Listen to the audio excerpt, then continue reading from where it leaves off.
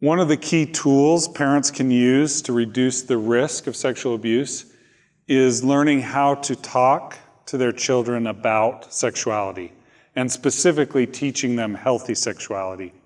I want to share a story about this, a very personal story, where I botched it big time.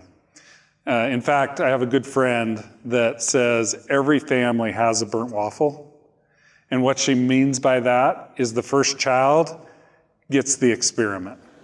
So I'm going to tell you about my first child and our discussion about sexuality and how I botched it, and contrast it hopefully with some positive examples that I had with some of my other children. So my oldest child was 8 years old. This was about 10 years ago. He's now 18.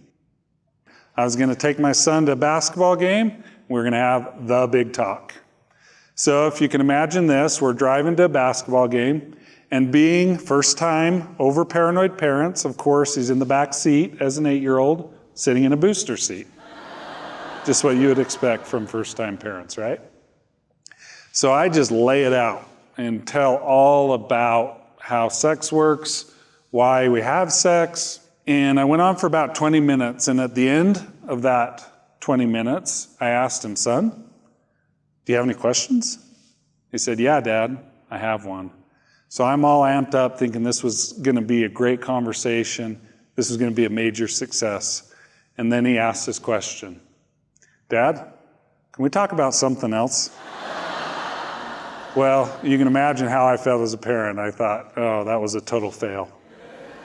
But what wasn't a failure is it started something inside my family that I consider to be extremely valuable. And that is, we as parents learn the importance of talking about sexuality with our kids. So let me contrast this with his younger sister, who's 2 years younger. She was 6 at the time.